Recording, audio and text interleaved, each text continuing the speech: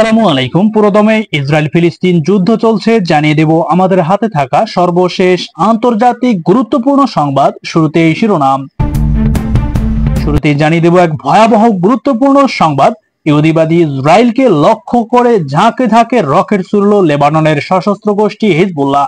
ধ্বংস করে দিয়েছে ইসরায়েলের গুরুত্বপূর্ণ স্থাপনা এবং ধ্বংস করে দিয়েছে ইহুদিবাদী ইসরায়েলের একটি বিশাল শহর, ইসরায়েলের কিরিয়াত শামুনা অঞ্চলটি। এদিকে হিজবুল্লাহ জানিয়েছে এছাড়াও ইসরায়েলের আরো কয়েকজন সেনা হতাহত এবং নিহত হয়েছে। থাকছে বিস্তারিত প্রতিবেদনে।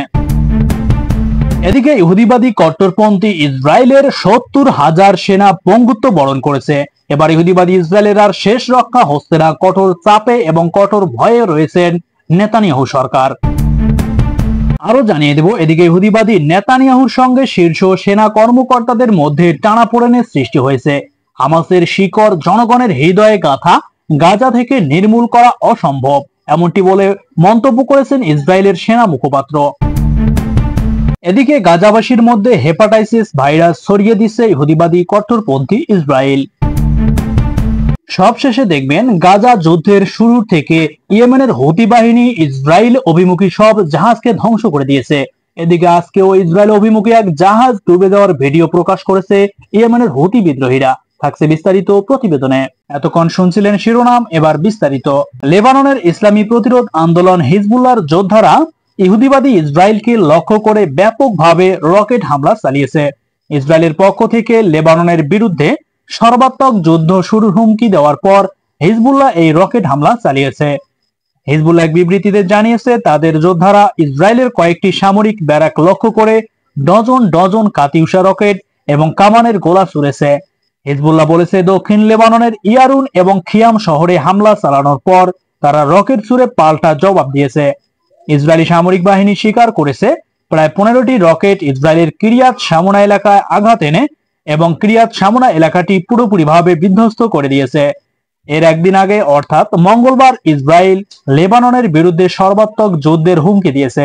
ইসরায়েলি সামরিক বাহিনী বলেছে, লেবাননের বিরুদ্ধে সর্বাত্মক যুদ্ধ শুরুর বিষয়টি অনুমোদন করেছে সর্বোচ্চ কর্তৃপক্ষ। এদিকে ইসরায়েলের এই হুমকির পর হিজবুল্লাহর মহাসচিব সৈয়দ হাসান নাসরুল্লাহ বুধবার এক ভাষণে বলেছেন, লেবাননের বিরুদ্ধে যুদ্ধ শুরু করলে ইসরায়েলের ভেতরে কোনো নিরাপদ জায়গা থাকবে না। তিনি বলেন, ইসরায়েলের বিরুদ্ধে হিজবুল্লাহ অবশ্যই স্থল, সমুদ্র এবং আকাশপথে গুরুত্বপূর্ণ হামলা চালিয়ে ইসরায়েলকে পুরোপুরিভাবে পৃথিবীর মানচিত্র থেকে নিশ্চিহ্ন করে দিবে। এদিকে ইহুদিবাদী ইসরায়েলের চ্যানেল 7 টিভি জানিয়েছে, তাদের সেনাবাহিনীর ৭০,০০০ সদস্য পঙ্গুত্ব বরণ করেছে। গাজা উপত্যকায় ইসরায়েলি আগ্রাসনের 9 মাস অতিক্রান্ত হয়েছে কোন রকম অর্জন ছাড়াই।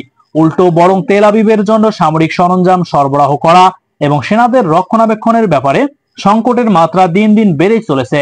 ইহুদিবাদী ইসরায়েলের চ্যানেল 7 টিভির উদ্ধৃতি দিয়ে আরেকটি প্রতিবেদনে জানানো হয়, 7 অক্টোবর গাজা যুদ্ধ শুরু হওয়ার পর থেকে আহত ৮,৬৬৩ জন সহ ইসরায়েলি সেনাবাহিনীতে পঙ্গু সদস্যের সংখ্যা প্রথমবারের মতো ৭০,০০০ ছড়িয়েছে।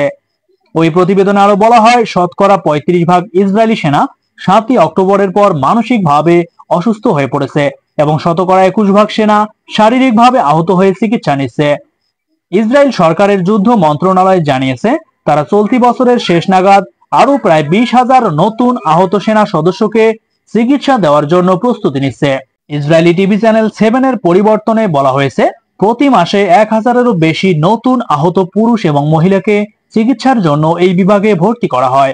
আহতদের শতকরা 95% পুরুষ এবং তাদের প্রায় শতকরা 70%ই রিজার্ভ সেনা।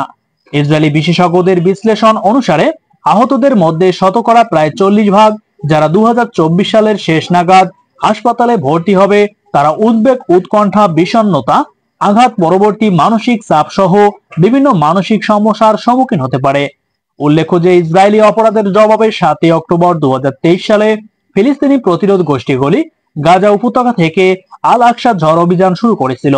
ইসরায়েল তাদের ওই পরাজয়ের গ্লানি মেটাতে মার্কিন যুক্তরাষ্ট্র সহ কিছু পশ্চিমা দেশের পূর্ণ সমর্থন এবং সহায়তা নিয়ে গাজার ক্রসিং বন্ধ করে দেয় এবং নিরীহ গাজাবাসীদের উপর নির্মমভাবে বোমাবর্ষণ শুরু করে। কিন্তু লেবাননের সশস্ত্র গোষ্ঠী হিজবুল্লাহ প্রতিশ্রুতি দিয়েছে যে ইসরায়েল যদি তাদের সেনাদেরকে ফিলিস্তিনের মাটি থেকে না সরায়, তাহলে ইসরায়েলকে পুরোপুরিভাবে নিশ্চিহ্ন করে দেওয়ার কথা জানিয়েছে তারা।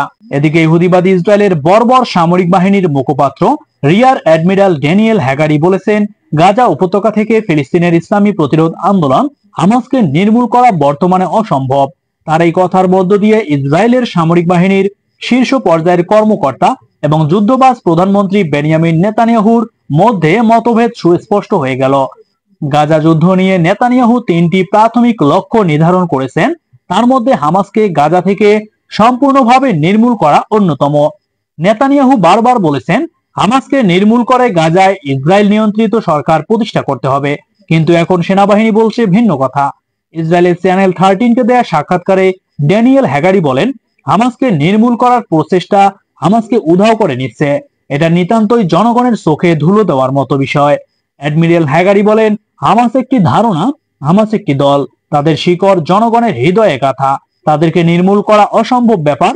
যদি কেউ তাদেরকে ধ্বংস করতে চায়, সেটা হবে তার জন্য ভুল চিন্তা। এদিকে ইসরায়েলি সেনা মুখপাত্র আরো বলেন, যদি নেতানিয়াহুর সরকার বিকল্প কোনো ব্যবস্থা না করে, তাহলে গাজায় হামাস থেকেই যাবে। এই বক্তব্যের জবাবে নেতানিয়াহুর দপ্তর থেকে বলা হয়েছে, হামাসকে নির্মূল করা হচ্ছে চলমান যুদ্ধের অন্যতম লক্ষ্য।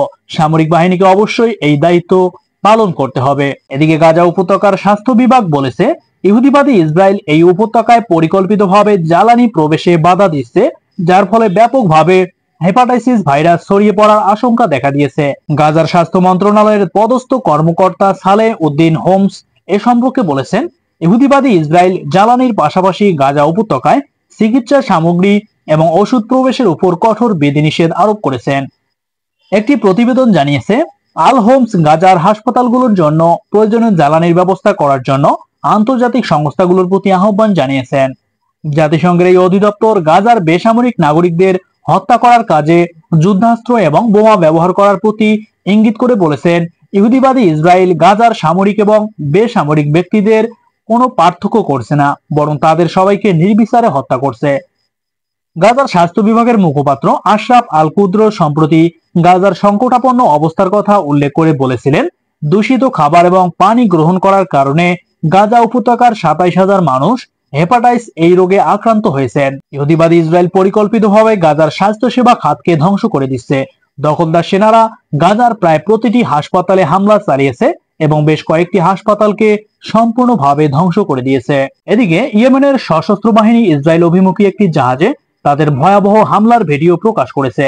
জাহাজটি ইয়েমেনের নিষেধাজ্ঞা লঙ্ঘন করে লোহিত সাগর দিয়ে ইসরায়েলের বন্দরে প্রবেশের চেষ্টা করে।